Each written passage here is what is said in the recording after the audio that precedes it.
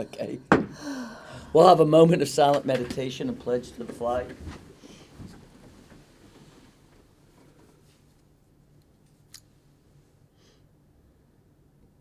Thank you.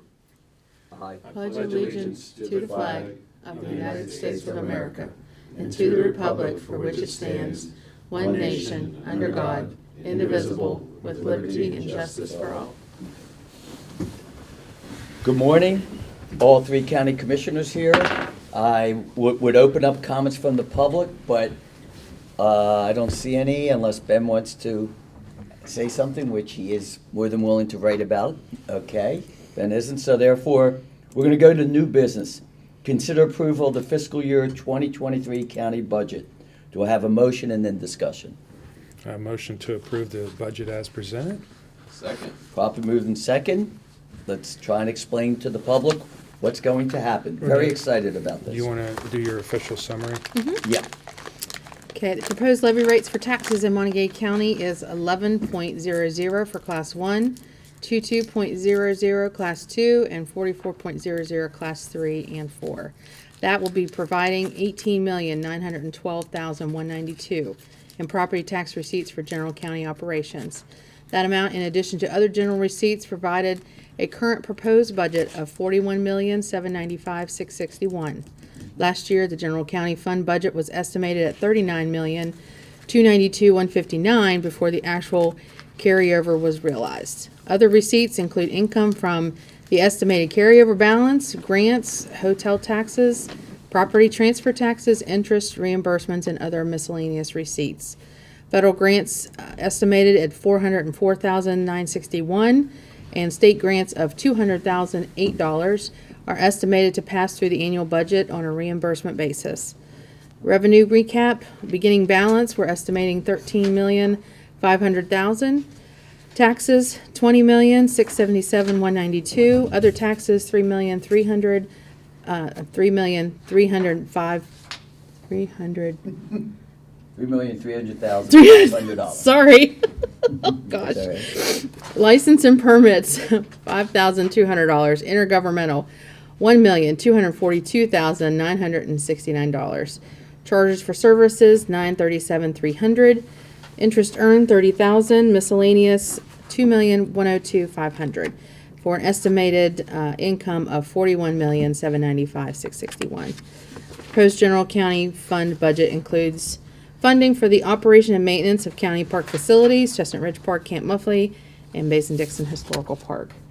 Grant funds are being provided from the general revenue for health and safety items, parks and recreational programs, arts and cultural interests, fairs and festivals, historical, seniors, social services, and human resource agencies. Expenditure recap, general government, $22,142,364. Public safety, $13,821,585. Health and sanitation, $1,037,887. Culture and recreation, $1,795,025. And social services, $498,800. Capital projects, $2,500,000. For a total general county expenditure of $41,795,661. Funds from this budget will not be available until July 1st, 2022. In conclusion, the levy estimate budget being approved today is based on levy rates of 11, 22, and 44 with a total of $41,795,661 being anticipated for expenditure. It is important to note that the West Virginia State Auditor's Office will issue its approval before the official levy rate can be set. Recap for coal severance fund, we're approving $150,000 as anticipated funds. Beginning balance for revenue, $100,000 we're estimating. Other taxes of $50,000 for an estimated income of $150,000. Expenditure recap, general government, $120,000. Culture and recreation, $30,000 for expenditures of $150,000. Both funds totaled $41,945,661. Do I have any discussion? Yeah, thank you, Renetta, for that for that overall recap. I'd like to kind of start from the top and work down as far as the way we built the budget. First of all, we have the valuation. Valuation in our county this past year was 1.06. So it's very well managed growth. Class 2 increased at 2.93, Class 3 decreased by 1.81, and Class 4 increased by 2.54 for an overall growth of 1.06. 2.58 is our average over the past 7 years, so it's slow growth in the last 2 years, though, but it's managed growth. We don't want to see those big spikes. As our administrator indicated, the budget it proposed is predicated on a Class 1 rate of 11, which is a decrease from 11.25 for fiscal year 22. We don't approve their levy rate until April, but we have built that change into this budget. So we'll talk more about the levy rate as we approve it. As our administrator indicated, general government, she gave you all the totals. General government, $22,142,346. That's 52.98% of our budget. Public safety is 33.07. Health and sanitation is 2.48. Culture and recreation is 4.29. Social services is 1.19, and capital projects is 5.98. Those changes from the fiscal year 22 budget represent general government was a decrease of 5.9. Public safety was an increase of 6.94. Health and sanitation was a decrease of 5.65. Culture and recreation was a decrease of 12.96, and social services was a decrease of 0.06. Capital projects was an increase of 25.63. When you look at our budget in terms of objects of expenditure, professional services is 46.61% of our budget at $19,482,22. Contracted services is 18.76. Commodities is 2.38. Capital outlays is 12.29. Transfers is 11.09, and capital outlays is 12.29, transfers is 11.09, and contingencies is 8.87 of our budget. Those items in order as far as how they changed from the previous year. Professional services increased by 1.68, contracted services decreased by 4.68. Commodities increased by 1.79, capital outlays increased by 4.49. Transfers decreased by 4.4, and contingencies decreased slightly by 6.84 for an overall decrease of our budget from last year of 0.74. So it's a 309,977 is the decrease from the budget of our current budget, which represents, as I indicated, a 0.74 percent decrease. Sounds like a pretty boring budget, but we were able to do a lot of things. Do you guys want to jump in on any on? Well, why don't you go and then we will add to it. Okay. Because this is the key, and that the public understands, okay, you've mentioned the budget, but what does it actually mean to the citizen? And I think this is what's going to make the difference. Yeah, those numbers are a geek like myself, like what I want to hear. But in general, pay raises are included in this budget. 3%, as we did last year, 3% or $1,500 minimum for full-time employees, $1,000 for part-time employees hired before 1/1/22. That's as we did it last year. Mm-hmm. Increases to the constitutional offices. Those were the increases that were signed into law just recently. We have budgeted for that. Includes coverage for projected health care increases of about 5%. Specifics in order by account. Our commission budget includes funding for an HR audit and HR support, continuing our wishes to have a county-wide HR department. We also have continued funding for our orphan road program in our county commission budget. County clerk's office has a 16.9% increase over the fiscal year 22 budget. Ag agent, we work with Dean Attiles to add in another extension agent. Insurance programs includes allowance for HSA contributions, which we've done in the past, and allows for growth in the program. Also, I won't want to steal too much of his thunder, but we worked with the sheriff to instill a scale system to keep up with the recent raises made to state troopers and to help with retention. and job security for our law enforcement officials. Could we stop there? I think all three of us need to talk, if you want to make a comment about that too. Well, yeah, it's a concerted effort to stay competitive with other police agencies and for retention more than even recruitment. It's become increasingly difficult to recruit and maintain officers for the deputies for the sheriff's department, and the hope is that this new program that was presented to us by the sheriff will do just that. Will shore up our department and maybe help with recruiting as well, because they're still down numbers. But And I think the three of us looked at the three different options, and we made a serious attempt that we needed to finalize this problem, which is basically come up with a scale where people knew exactly where they were, and there was no bias, but what others in other counties have done, and we finally took the bullet, basically, bought the bullet, and we came up with a plan that we think is very fair, equitable, and at the same time will keep those people here. Let's face it, I mean, Yeah. being law enforcement in today's environment isn't easy.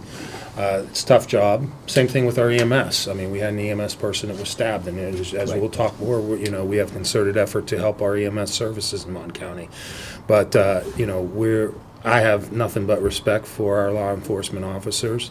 My father's a law enforcement officer, so I was brought up in a law enforcement family. So I'm glad that we can do this and hopefully be able to retain more of our sheriffs. Currently, we have 7 vacancies. Last year at this time, I think we had 3. So we really needed to need to think outside the box and come up with solutions. And I applaud the sheriff and his staff Yeah. for coming up with some proposals to present to us, and look forward to moving forward on them. Okay, thank you. Left off with EMS services. We did fund $1 million for EMS services to start addressing the discussion we had a couple weeks ago with the EMS, where they're going to come in and put a levy on the November ballot. But we, in good faith, we told them that we would start this year. So we're funding $1 million this year to start that effort.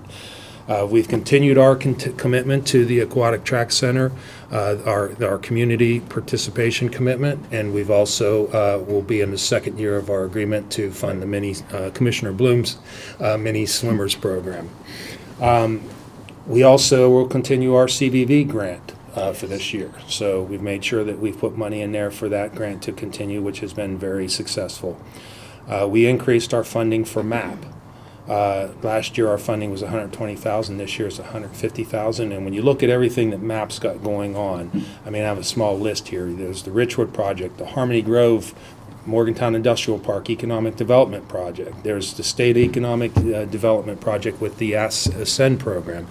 They're running point for me on broadband as far as helping to manage that project. The runway extension, I-68 Commerce Park. Running point on what's going on with the Beatrice Milan plant closure. They've been, countless proposals that have been brought, and they're still working its way through the system as far as what we're going to do about that. We had a couple projects. There's Project Life. That was a project that we weren't successful in. That was a Beatrice project, but we have Project Blue, which I know was in the paper in Charleston last week. So I think we can. We'll be talking about that more, but Commissioner Bloom's very aware of that project. Everything that the Morgantown Area Partnership has done under the leadership of Russ Rogerson, it was important that we fund and make sure that Russ has the tools to continue the growth that we envisioned when we put this organization together a couple years ago. We're continuing projects for capital projects. Our 911 center is still, last year we budgeted $1 million. We spent some of that on the Harmony Grove tower, but we still have plans to move forward with our 911 center. We're just waiting for the interchange to be approved so that we can move forward on the more robust planning for that. But we have the plans. We know where we're going. We just don't want to pull the trigger until we're sure that the interchange is going to come. The extension building, we'll be working on this summer on the additions to the extension building to the additions to the Community Food Innovation Center, which is a major increases, and then build out some of the other area. And that project is continuing to meet all of our wishes as far as what we really wanted that building and the things in that building to do. An important thing is our funding for grants and nonprofits. We're funding $1,027,500. That's an increase of 22% over last year, or 180,000.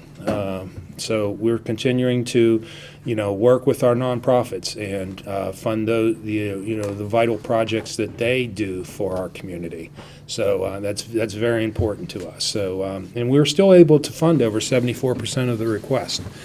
So we still have a contingency of $3.7 million. Our contingency fund is 88.72 funded. I believe that by the time we hit midsummer and have our final carryover numbers, that we will be once again fully funded. But I don't think there's any county in the state that has that level of funding in their contingency account. And the important thing is too, as you've noticed this year and last year, we've been able to fund raises and health insurance increases through the existing budget without having to wait till summer. And that's all because of the work that this commission has done, and along with our staff, to be able to better project and know where we're coming in when our final numbers come in the summer. So that's all. This was a very it's always a very engaged and difficult process, but it's also a very rewarding and fun process when you can see all the things that we can do to keep our community moving forward. So that's all I have for now. Jeff, is there anything you want? Just pretty excited. I mean, as Commissioner Score indicated, we're raising our salaries and not passing along any increases in benefits to our employees, which makes up half of our budget, services, to payroll, and we're lowering the taxes. So, I'm not sure how many years in a row it is now that our levy rate's gone down, but that's 4 years in a row. Yeah. for a progressive area that's shown a lot of growth. That's a pretty good indication that we're being good stewards with the county's money and giving it back to the taxpayers, literally. So I'm sorry, that's a 5th year in a row. 5th year now. And again, it was said before, but I think we all owe Renetta and Sean a great debt for all their work on this budget. This is in your wheelhouse, and we appreciate all your efforts and work with it, because my head spins a little when I look at all these numbers, but you seem to it's just second nature to you. So thank you for all the effort and all the extra work. And I second that as far as Renetta's support and even Colleen's support with the grant. We have good staff, and good staff make us look good. So thank you, Renetta, for all your work. Thank you. I know you've probably been working 15, 16-hour days for the past 2 weeks, but I really appreciate it. So thank you. You're welcome. Just quick statements. Yes, I'm extremely excited and appreciate Renetta and Sean's work on this. And I do want the public to understand the process. We started, of course it's earlier, but basically on last Wednesday, all day Thursday, half of Friday, all day Monday, then Wednesday, we have set hours debating, discussing, and seeing how we can best provide services for the community. So I want the people to know there is a process. The second thing is, well, I better say 3 things. Second thing is, I am excited. We have talked about for years about an HR department. We have come to the conclusion that we need to move forward on that, and that's what we have put the funds in there to start that process. And I think that's a real key that it's going to be needed. And the third is a simple statement when the county residents ask, here's all the numbers Sean has said, Jeff has explained everything, what does it mean to me? And I put it this way: with our county commission's investments, we have set in motion the plans, the infrastructure, and the tools to move this county forward and competitive. And that's the best we can do. And I'm thrilled. I'm very glad to be a part of that.